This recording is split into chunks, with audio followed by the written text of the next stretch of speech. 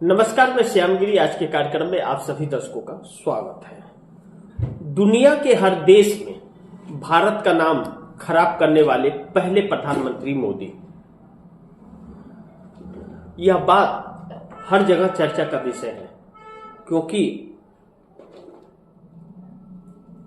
कभी इस देश ने कल्पना नहीं की होगी कि ऐसा भी इस देश को प्रधानमंत्री मिलेगा।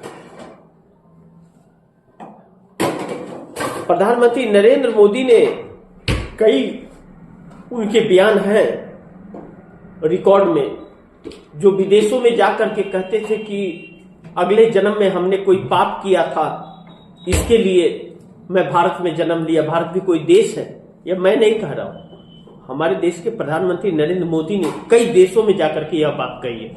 ऑन रिकॉर्ड यह चीजें हैं, आप लोग सोशल मीडिया पर ढूंढेंगे तो मिल जाएगा।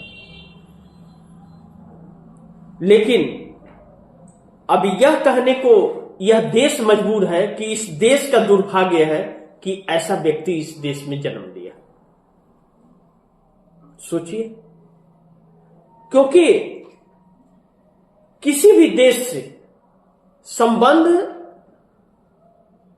नहीं बना सके नरेंद्र मोदी, और आज तक के इतिहास में जितने भी प्रधानमंत्री हमारे देश के हुए, उन सबसे ज्यादा नरेंद्र मोदी विदेशी दौरे किए।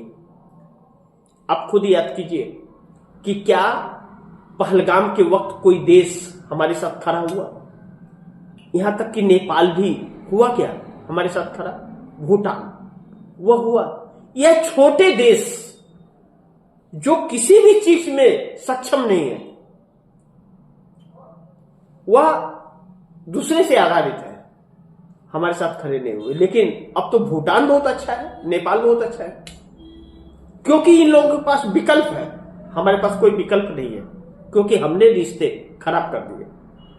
सिर्फ झप्पी वाली कहानी चली 12 सालों तक, और जब जरूरत पड़ा हम संकट में आए तो सब साथ छोड़ दिए, क्योंकि हमने संबंध नहीं बनाया। हमने सिर्फ झप्पी ली और झप्पी दी, तो झप्पी तक ही बात खत्म हो गई।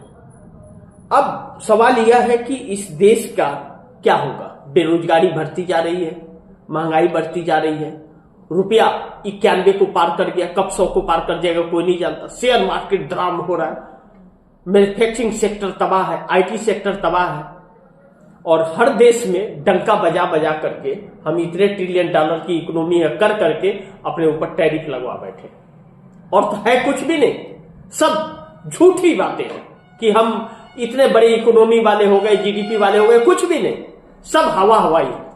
अब ऐसे में यह सरकार बुरी तरह से फंस गई है, और इसके सहयोगी जो है अब इस सरकार के साथ नहीं है।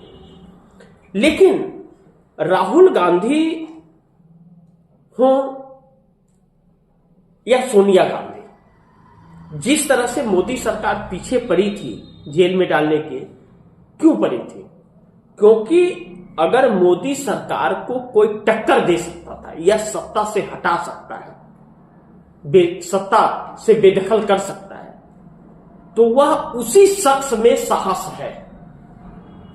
और 12 सालों में सीना तान कर नरेंद्र मोदी का सामना करते रहे। नरेंद्र मोदी कुछ बिगाड़ नहीं पाए उसका। तो ऐसे में बहुत कोशिश की गई उनके छवि को खराब करने के लिए। जैसे पहले राहुल गांधी को पप्पू कह दिया था, लेकिन फिर उन्होंने अपनी छवि सुधार ली, जनता विश्वास नहीं की। लेकिन नरेंद्र मोदी को क्या कहा लोगों ने? पनौती। और अब वह साबित होता जा रहा है। क्यों हो रहा है? क्योंकि हर क्षेत्र में हमारा देश कमजोर हो रहा है, और विदेशों में हमारी साख लगातार गिर रही। सी ग्रेड में हम आकर के खड़े हो गए। ऐसे में मोदी सरकार नए पचड़े में फंस गई, नया बिल ले आकर के, जो नायडू अब साथ छोड़ते हुए नजर आ रहे। चंद्रबाबू नायडू या एनडीए गठबंधन के लोग कितना साथ रहेंगे, यह देखना बड़ी महत्वपूर्ण होगा, जब चरित्रहीनता की भी तस्वीरें इस देश में आने वाली है और एक भूचाल सा मचने वाला है।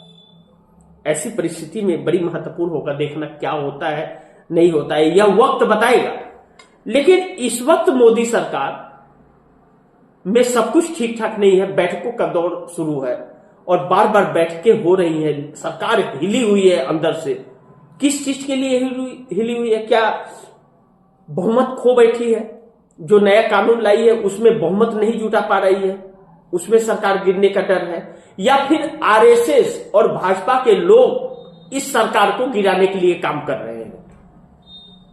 क्योंकि जिस तरह से मुरली मनोहर जोशी लगातार इस सरकार के पीछे, मोदी के पीछे पड़े हुए हैं कि मोदी का इस्तीफा करवा करके दब लेंगे वो, क्योंकि मार्गदर्शक मंडल में उन्हें जब चुस्त दुरुस्त थे तो उनको मार्गदर्शक मंडल में डाल दिया गया, आडवाणी को डाल दिया गया 75 साल का हवाला दे करके। तो अब इनकी भी 75 साल की उम्र पूरी हो गई, तो अब इन्हें भी इस्तीफा देना पड़ेगा। और जो राष्ट्रीय अध्यक्ष नया बनाया गया है उससे सब कोई सहमत नहीं है। ऐसे आदमी को जिसे कुछ ज्ञात ना हो, जिसे देश जानता ना हो, जो पार्टी को, इतनी बड़ी पार्टी को लेकर के चल ना पाता, वो अपनी विधानसभा को न संभाल पाए, वह पार्टी को लिया क्या चलेगा? अध्यक्ष जो आरएसएस से कम्युनिकेशन बनाने वाला हो ऐसा चाहिए, तो आरएसएस से उनका क्या कम्युनिकेशन बनेगा जब उनका कोई संबंध नहीं है?